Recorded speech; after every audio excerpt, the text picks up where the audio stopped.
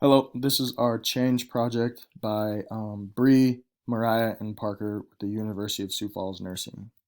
Our topic is on floor professionalism. We focused on this Change project to show more appropriate behavior while on the floor during working hours. Just some kind of things as an overview of professionalism is like conversations in the hallway or elevator, facial expressions, first meetings, posting on social media, attitudes while on the floor, not bringing home drama to the hospital. We're talking about other nurses that are not important when you leave the work floor, and being able to treat patients like they're your own children. And we want to facilitate how to bring some of these to change. So for the change theory, we chose Lewin's change theory, which is an unfreezing theory accompanied by the change theory. Basically means something that is wrong has to be brought up to that person's attention in order for that to be corrected. The unfreezing theory accompanied by the change theory would benefit bringing about the change needed on the unit. It is important to bring attention to the changes needed, but then it needs to be reinforced with those behaviors and making sure that those behaviors are appropriate and implemented. The three following stages that we chose are unfreezing, change, and refreezing. I think that by using the unfreezing theory, this would benefit the efforts of bringing change to the unit. Um, the method includes finding a way to bring attention to change that needs to happen by getting rid of old patterns that are being used, such as ones that are unnecessary gossip, talking, talking to, but for any chance being that patients can hear or overhear you.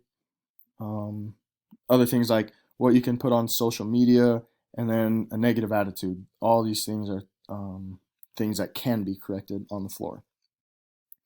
After the unfreezing theory is implemented, moving into the change theory would be the next step. This is Lewin's change theory. It is also known as the quote movement part, and that brings changes to thoughts, feelings, and behaviors. Um, so the areas of professionalism that we focus on improvement is of the following: gossip between nurses, social media, and attitude. So we'll start with gossip between nurses. This can be looked at as talking about work-related topics while on the floor instead of unnecessary communication. Um, Almost all areas of nursing can have a flaw when it comes to gossip on the floor. Many people do not say anything when they notice something is unprofessional on the floors, especially as nursing students. One major example of unprofessionalism that is widely seen is the gossiping between nurses, whether it is said about something that happened outside the hospital or something that a colleague has encountered. Talking about these things at the wrong times happens more often than it should. um, Emphasizing a bigger need for separating out of hospital conversations and at work conversations is an example of how professionalism can be changed for the better. Along with showing professionalism between coworkers, it is important just to show show that to patients as well. Being able to be professional around coworkers and patients. This means watching where and who you're talking to. Like Darcy Sherman Justice said in her presentation, you never know who's listening and how someone can interpret what you are saying when they're listening. An example of this is having a conversation with a coworker about something that happens outside of the workplace, but a patient hears the conversation and interprets that differently and thinks that the nurses are talking about them or think that they're talking about the patients. So in activities that to explain gossip, here's an activity for improvement. It's called a toothpaste activity. Employees stand in a circle one by one, squeeze a bottle of toothpaste onto a plate, and then the person in charge of the activity says one by one, people need to put the toothpaste back in the tube. This shows that it doesn't work well, and it's easy to say that once gossip has started, it cannot be taken back. And then another activity that can be done is the telephone game. It's a pretty common game. Employees sit in a circle. Person in charge starts with a phrase and then passes it and whispers it down one by one sitting to their right or left. This continues until everyone in the circle has been whispered to that phrase. And when the last person comes about, they say the phrase out loud. And it's usually very different than the original phrase. And this kind of shows and represents how stories can change along the way and when they're delivered differently from person to person. So we move into our second point of improvement, and that is social media. Social media plays a big role in everybody's lives, especially nowadays. Watching what is posted on your account can defer someone who is getting a job, being promoted, or even how a patient might view you. With that, making sure not to add previous patients on social media is one way to avoid this. Um, it's also just a safety thing as well. Um, you do not you do not know a patient well enough to become outside friends with them. It's difficult to just pick up a relationship as you are taking care of a patient just as friends. So no need to post anything like that. And then in today's world, it's not difficult to find someone on the internet, and because of this, it's important to watch everything that you post, and it should be very carefully handled. Which means whatever is on your social media pages should be professional. And then so here's just some wise words for social media use. So think about the acronym HOPE.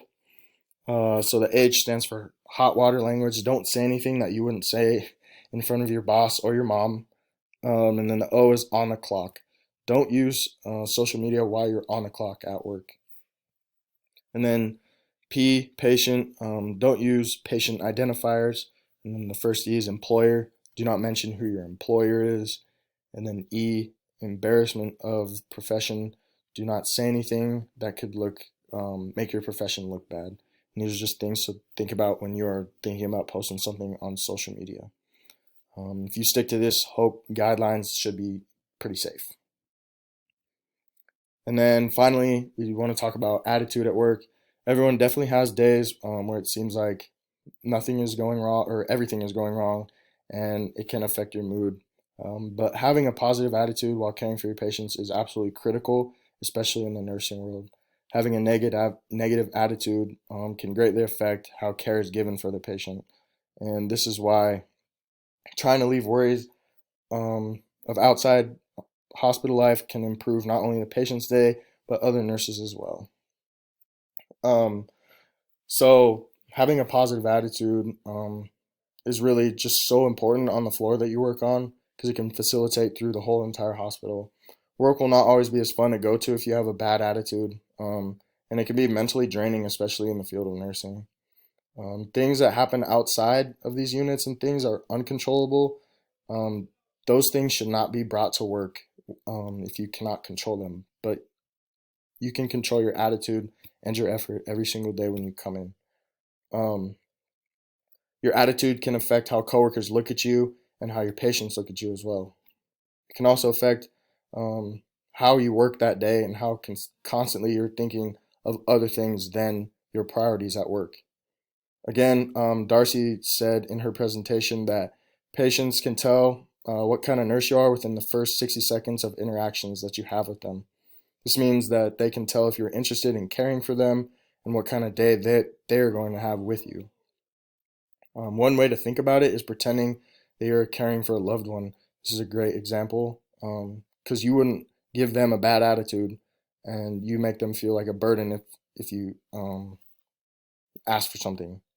And by doing this, it can impact the patient's day in a positive way, and it could affect yours too. It could bring up your attitude.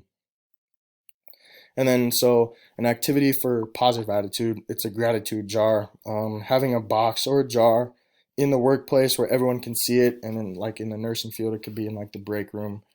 The jar or the box should be decorated with bright colors, should be super flashy. You can put paper and pens next to the jar or the box, and definitely encourage employees to write something nice about a fellow coworker um, when they feel called to do so. They don't have to be pressured into doing this or anything, but it's just an activity for attitude. So at the end of each month, pick out some of these nice comments and lift those employees up for making somebody else's day nice. By creating this more positive vibe environment, morale will be boosted and people will be having more positive attitude towards work, towards the workplace and coworkers. And then evaluation for effectiveness. There's you could take surveys. So take the initial survey about the workplace and morale before any of these activities are implemented, and then take another survey a month after implementation, and then 6 months later take a final survey of those implementations. And this allows feedback, both positive and negative, over this time period, and then it allows for suggestions on how to continue work on an overall morale booster in the workplace. So the materials needed for these activities is just follows: toothpaste, paper, cards with hope on them, just a reminder, the jar, box for the attitude, decorations for the box, notepads, pens, and then surveys can be done electronic or paper. Electronic may be easier for people to access. Um, and then as we get into the references, we can also go back to how effective change has been characterized, unfreezing old behaviors and introducing new ones and refreezing those new behaviors. Change may be continuous, sporadic, occasional, or very rare. It's okay. Predictable change allows time for preparation, whereas unpredictable change is more difficult to respond to effectively. Since changes in healthcare occur so rapidly, they're less likely to be predictable. And then establishing a clear vision about the direction of the change process is another key element for assuring successful change. Measuring and monitoring outcomes of the change process is essential for recognizing whether or not change process has been fulfilled and is fulfilling the purposes of the good change. Thank you for watching, and here are now our references. We have 2 pages of them, and that is our change project. Thank you for watching.